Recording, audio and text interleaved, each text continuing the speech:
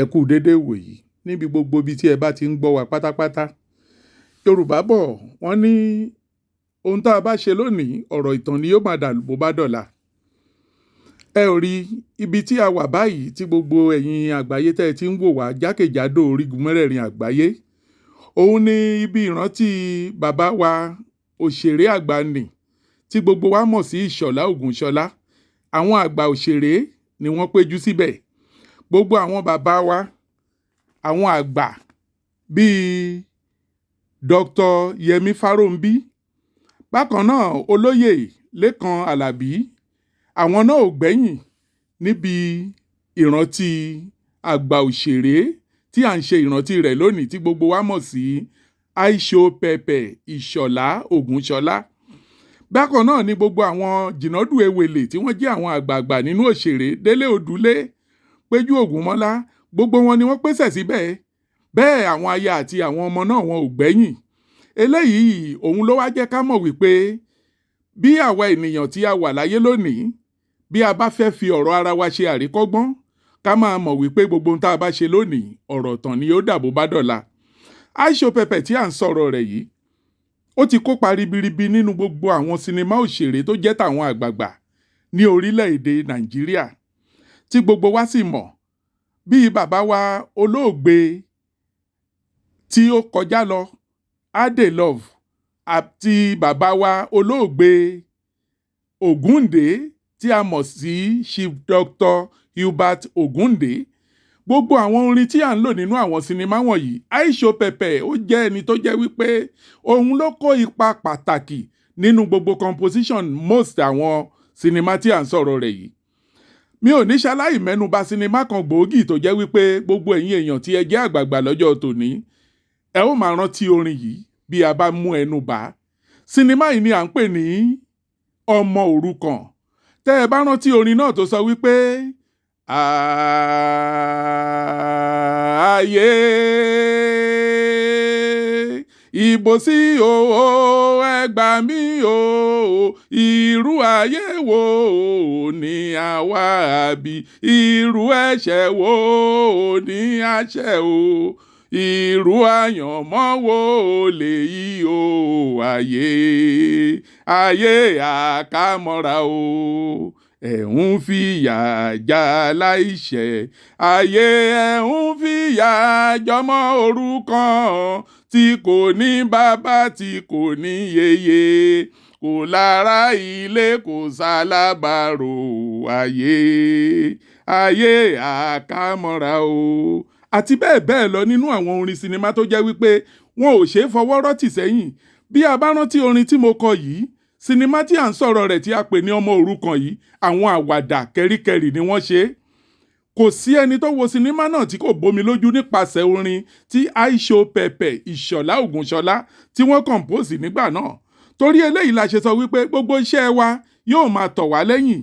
Àwọn ọmọ tí ó bí sílẹ̀ àti àwọn aya wọ́n padà ń jẹ ọ̀rọ̀ rẹ̀ lọ́jọ́ tòní. Àbí ẹ ò rí 30 ọdún tó ti kú nìyí. Òní gangan nínú ọdún yìí ló pé 30 ọdún tí Isohow tó filé ayé sílẹ̀, tó sílẹ̀ wọ̀ tó filẹ̀ ṣaṣọ bóra. Ẹ wá wo gbogbo àwọn òṣèré àgbààgbà bíi Jinadu Ewele, Dele Odul àti bàbá wa àwọn àgbà òṣèré nì tí a mọ̀ sí adẹ́rùpọkọ̀ Ogabello. Gbogbo àwọn òṣèré jàǹkànjàǹkàn gbogbo wọn ni wọ́n máa péjú síbẹ̀. Ẹ jẹ́ ká ṣe rere kọ́là kó lè yẹ wá.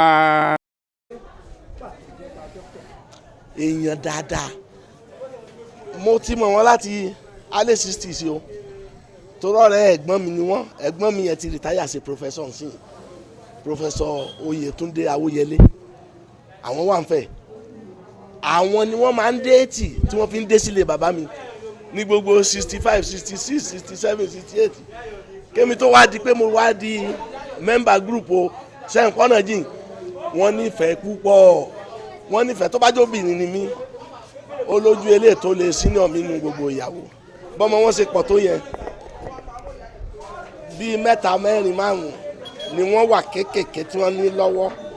Gbogbo wọn bí wọ́n ṣe pọ̀ tó yẹn ọwọ́ mi ni wọ́n bí gbogbo wọn sí. Mo ń sọ fún ẹ pé láti 1969 1969 síbí lọ́wọ́ bẹ́ẹ̀ kó lọ́wọ́ èjì gbogbo àwọn wọn èèyàn dáadáa ni èèyàn pàtàkì ẹ̀gbọ́n mi ni wọ́n mọ̀ sí torí pé òun àti brọ́dà mi yẹn wọ́n sọra wọn Táyé Kẹ́hìndé awálé mi Ìdòwú òun ọgbọ́gbẹ́ rẹ̀ rán ló fi tàn mí tèmi fi délére so èèyàn dáadáa ni mo nífẹ̀ẹ́ púpọ̀ ó sì nífẹ̀ẹ́ mi ó dẹ̀ nífẹ̀ẹ́ àwọn èèyàn púpọ̀. Gẹ́gẹ́ bí àtúnṣe kẹ́yìn ọ̀gá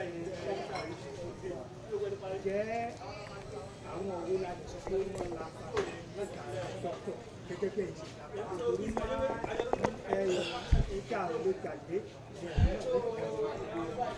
èrò pọ̀ gan-an gúrùpù tiwa gúrùpù Sọlá Ògúnṣọlá tíátà la kọ́ bẹ̀rẹ̀ kí àwọn gúrùpù tí wọ́n bá ti tó ń lọ sí ní àjò tó rẹ̀ wọ́n odidi gúrùpù yẹn á wà kó mọ́ tiwa èmi lè lọ́dún méjì pẹ̀lú wa èmi lè lọ́dún mẹ́ta ara wọn ní irú Ògúnmájẹ́kì àwọn tọwọ́ ń dùn kankan yẹn wọ́n máa ń bá wa tọ̀ ọ̀pọ̀lọpọ̀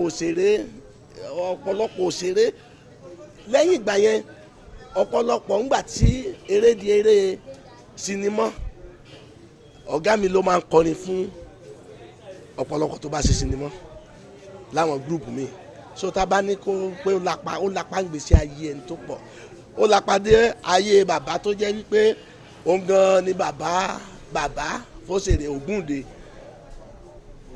tí Ògúndé bá ti kọ orin fún orin tó fẹ́ kọ ọ̀gá mi ló máa lọ máa kọ́ àwọn èèyàn níbi tó lápá wọ́n mọ̀ pẹ̀lú iṣẹ́ dàrẹ́kítọ̀ ni onílù ni oníjó ni eléré ni èèyàn takuntakun ni. Gẹ́gẹ́ bí mọ́níjà nígbà ayé dọ́kítọ̀ kí ni àjọṣepọ̀ tó wà láàrin ẹ̀yà àti àwọn ọmọ báyìí. àwọn ọmọ. bẹ́ẹ̀ nítorí mo rí nílé àárín wọn lónìí wọn tó ní ọdún kéré. bí láìsọ ti yẹ kẹ́ ẹ mọ̀ mo wà náà tí wọ́n fún láwọ́ọ̀dù lẹ́ni tí wọ́n tún fún mi lẹ́ńfílòpù kan wípé àmọ́ rírì iṣẹ́ yìí lẹ́yìn bàbá wa àmọ́ tẹ́sí lẹ́yìn ìgbà tí wọ́n tún kú tán àtúpẹ́ lọ́wọ́ Ọlọ́run àjọṣepọ̀ wa ó pọ̀ gan wọ́n mọ̀ mí ń bàbá wọn èmi náà dẹ́ gbà wọ́n ní ọmọ mi.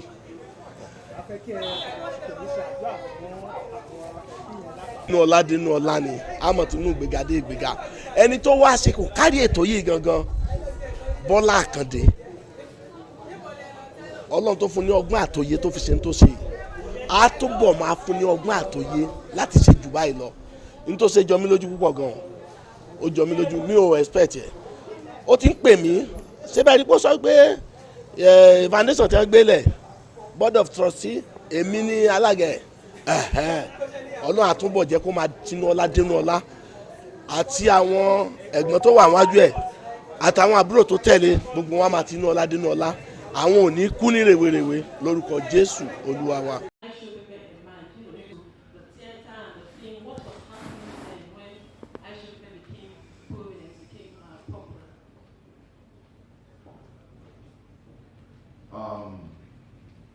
First and foremost, let me join my Oga, my brother, one of my mentors, to apologize to our Kabisi of Ibadan. Please accept our apology. Aside that, I will just stand on the existing protocol as Dr. Yemi has just said. Well, theater, if I can say or I can tell when Dr. Aisha Pepe emerged, it's my Oga. It was my Oga.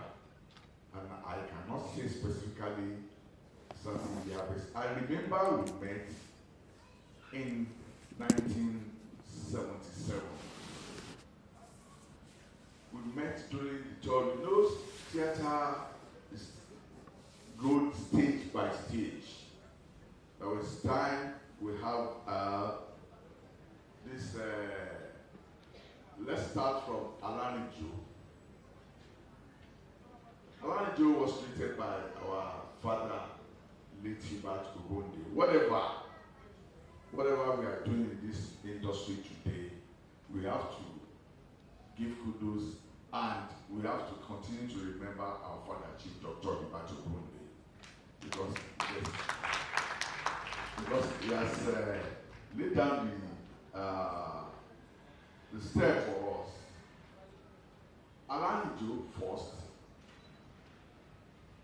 later television came in. We joined the television, to be precise, NTV, and later we go to magazine, Atoka, radio program, then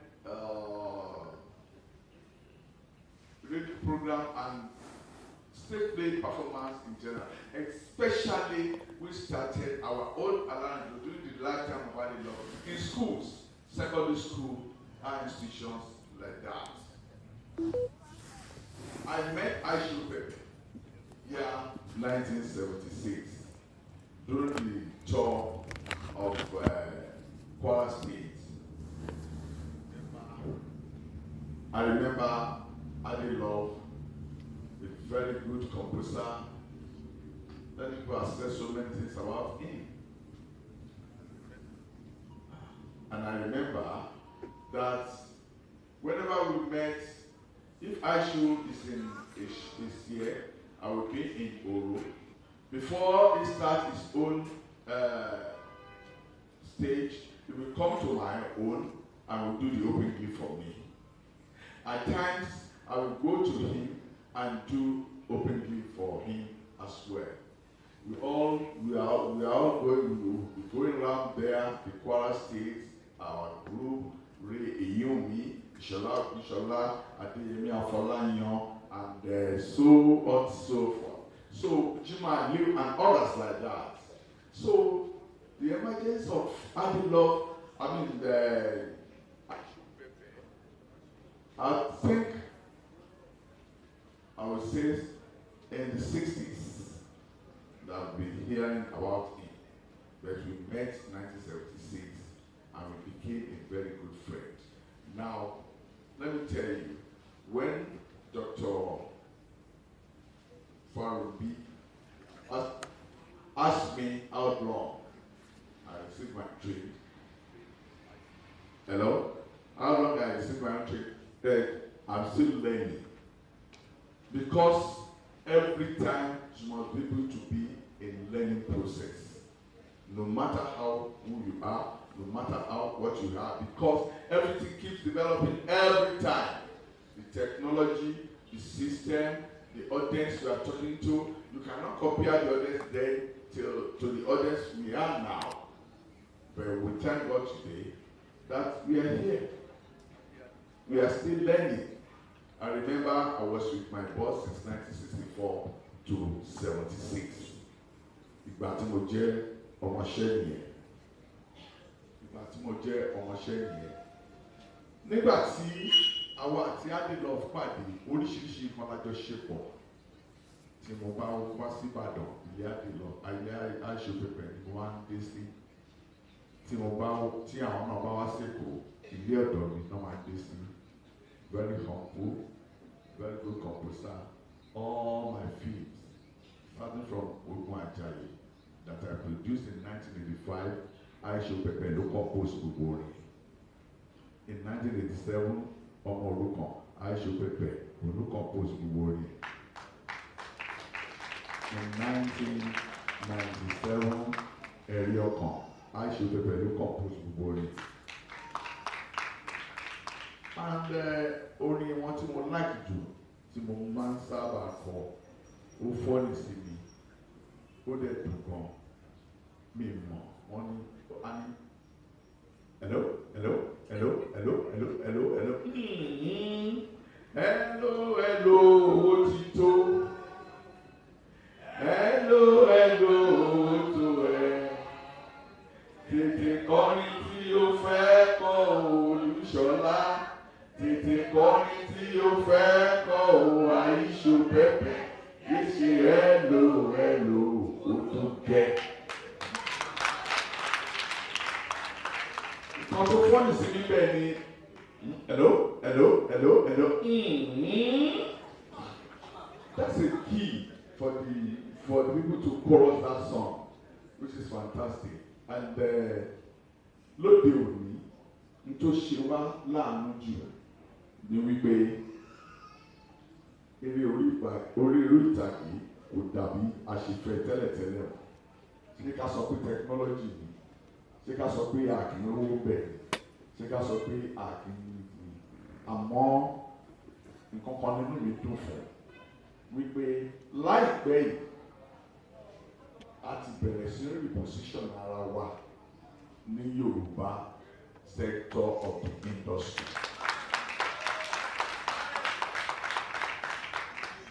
Asọ́nù tẹ́lẹ̀tẹ́lẹ̀ ni, no doubt about that.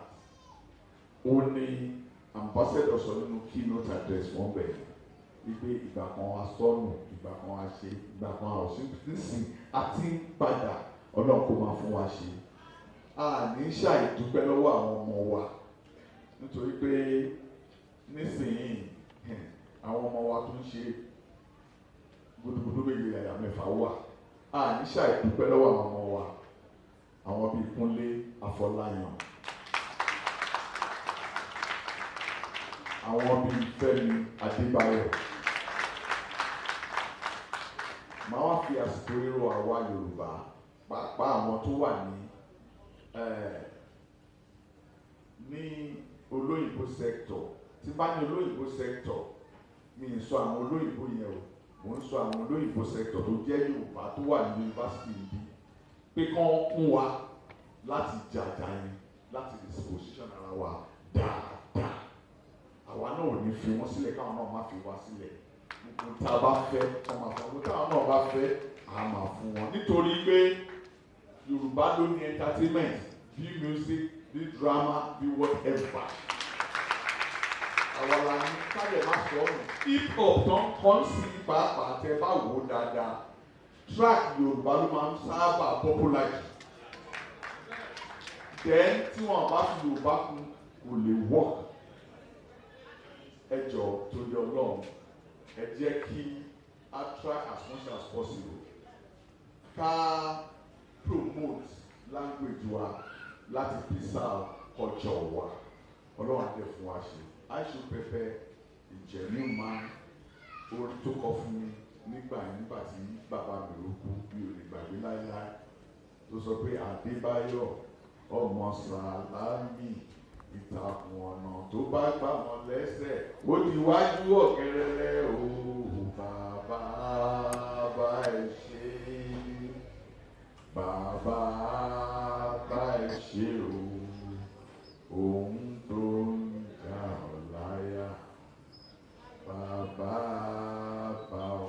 Ṣùgbọ́n nísìnyí bàbá tí bá ń ṣe, bàbá tí bá ń ṣe òun tó jà láyà, bàbá tí bá. May his soul continue to rest in perfect peace. Thank you. Thank you very much for that great exposition. Can we please just celebrate the memories of Aisho Pepe once again? Thank you, sir. Wọ́n ti sọ ọ̀pọ̀lọpọ̀ lórí ọ̀rọ̀ dọ́kítọ̀. Ẹni abábíire dandan ni kó hùwà ní. Èsì pé ó wu àwa náà lásìkò tí dọ́kítọ̀ lọ kí wú ẹnìkan kí èèyàn ẹ̀ kú, ṣùgbọ́n gbà tí ọlọ́jọ́ bá dé kálukú lọ sinmi ni. Gbogbo ìgbà tí a bá sinmi sí ìsinmi ayọ̀ ní gbogbo wa ó sinmi o. Ọwọ́ ọmọ ní dọ́kítọ̀ kú sí. Ìgbà tí dọ́kítọ̀ ẹ̀gbọ́n mi lọ jẹ́ o, ẹ̀gbọ́n mi ni àìsàn máa dúró, ṣùgbọ́n ẹnìkan tó kó gbogbo èèyàn mọ́ra ni.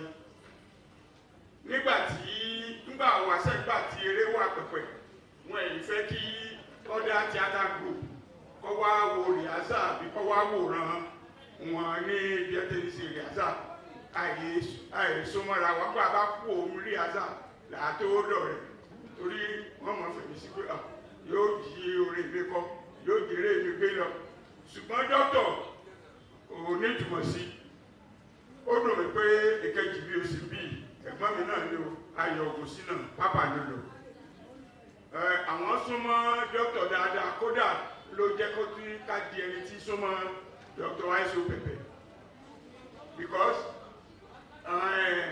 irọ́ ni ẹjọ́ jẹ́ nígbà náà tí a ń súnmọ́ra wọn ṣùgbọ́n àwa kéré sí pápá lòlò àti dókítà gbaná kọ́lọ́wọ́ bá mi bí wọ́n sí afẹ́fẹ́ rere ṣùgbọ́n bó ti rí gbogbo ìgbà tá à ń ṣe rìhásà ni ó àná òwúrọ̀ wọn á wọ́dọ̀ wa nǹkan tó bá yá fi kún wọn tó ń ṣe bámbám àwa bá débi pé à ń ṣe rẹ́kọ̀dù fún Yínká Ẹ̀ṣọ́ rẹ́kọ̀dù ibẹ̀ tún pawápọ̀ ṣe mọ̀ pé Dr. Isohow ni ó lùlù sínú rẹ́kọ̀dù tí a bá ṣe torí pé àjọṣe rìhásà ẹnìkan tó fẹ́ràn èèyàn tó fẹ́ràn gbogbo tí fẹ́ ìlọsíwájú ẹnìkejì ní èèyàn Dr. Isohow nítorí náà gbogbo ohun tí bá ń ṣẹlẹ̀ bí lónìí ohun ayọ̀ ni ọjà sí lágbára Ọlọ́run Ọlọ́run wà dá gbogbo àwọn àbúrò mi wọ̀nyí sí Ọlọ́run ti dá wọn sí yóò tó jẹ́ kí ọwọ́ wọn ó kòkè tó yẹ pé wọ́n mọ̀ wà ní Aso Rock láti jọ máa wọ bẹ̀bẹ̀ ọmọ brọ́dà wa wà níbí àwa ní confidence àti wọbẹ̀ bẹ́ẹ̀ ni ó rí o gbogbo tẹ bá dáwọ́ lé ní ó ṣe é ṣe o ó kí ẹ̀yin bàbá ẹ̀yin màmá ẹ ṣé o ẹ kú dìde o. ẹni tẹ́ ẹ ṣe ìrántí rẹ̀ èèyàn gidi ni fáwọn tó bá mọ̀ ọ́ nígbà tó wà láyé ẹ ṣe yàtọ̀ pé àwọn wá ṣojú Olúbàdàn èmi ṣiṣẹ́ níbi tó ń pè ní NTA Ìbàdàn 1978 to 1982 mo sì rò pé mo mọ̀ tó ló máa ń wá ṣeré bẹ́ẹ̀ àtàwọn aṣíwájú ẹ̀ àtàwọn ẹgbẹ́ àtàwọn tó ń wà lẹ́yìn ẹ̀ èèyàn gidi ni wọ́n ìwà wọn dáa púpọ̀ wọ́n sì ní ìtẹríba wọ́n dẹ̀ mọ àṣà bẹ́ẹ̀ ni àwọn bàbá tẹ́ kó sí orí tẹ́bì wọ́n mọ àṣà wọ́n mọ̀wé wọn ò ní bínú sí táwa sọ yìí àfi dágbẹ́ yẹn bóyá péjì yìí náà wá kọ́ sí bóyá gbóyún náà kọ́ sí so ibi táwọn bá ti retí Olúbàdàn tójú ọbẹ̀ but ire a máa sún fún yín wọ́n ní ká wá súre a dẹ̀ máa súre Olúbàdàn ò sí lé wọ́n wà ní London United Kingdom bóyá tẹ́ bá ka ìwé ìròyìn ní ọ̀sẹ̀ tó kọjá àwọn First Bank wọ́n pè wọ́n pé kán wá ṣe bàbá àjókòó wọ́n dẹ̀ súre fún First Bank 40th anniversary of First Bank in London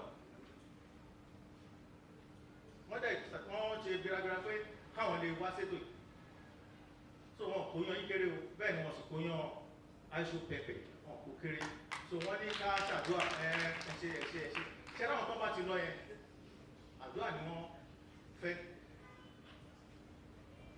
ẹ má bínú àwa póòsì wọn jáde lẹ́yìn a fi ṣèrántí 30th anniversary of Alhaja Cynthia Atinuke Abiola she died November 10, 1992 in London so triple táwa gbé Nigerian Tribune gbogbo pépà Nigeria ló gbé 30 years ago òun la tó tẹ̀lé ṣẹlẹ̀ àwọn ọ̀nà gidi tán bẹ̀rù Ọlọ́run bẹ́ẹ̀ fẹ́ bẹ́ẹ̀ kọ̀ ìwà tán hù sílẹ̀ ni wọ́n fi máa rántí ara wọn ẹ ti dárúkọ àbọ̀ ògùn lèkì ṣùgbọ́n látúndí alúnàṣọ̀lá lásìkò láti tí wọ́n iṣẹ́ tí kálukú bá ṣe ló máa tọ̀ lẹ́yìn àwọn àjọ̀gbọ́n náà wà bí wọ́n ní don't talk ill of the dead ṣé mo gbà wọ́n mi rí pé mo gbà don't wí nìyẹn don't talk ill of the dead ṣùgbọ́n kí àwọn tó ń wà live káwọn náà máa hùwà ibi if you do bad they will talk ill of you. Olúwatíwọ̀bá tó lọ́rọ̀ ẹ̀mí Isohow Ṣọlá Ògúnṣọlá lọ́rùn gbogbo nǹkan tó ń fi sílẹ̀ kò ní bàjẹ́ àti àwọn ìyàwó àtàwọn ọmọ ẹgbẹ́ ọ̀rẹ́ ẹbí àti olólùfẹ́ olúwàdí àwa náà mú wá jẹ́ kí ẹ̀mí wá gùn nínú àlàáfíà láti ní àtúbọ̀tán rere bíi tiwọn ìrètà máa sóò ní ìjọba nù.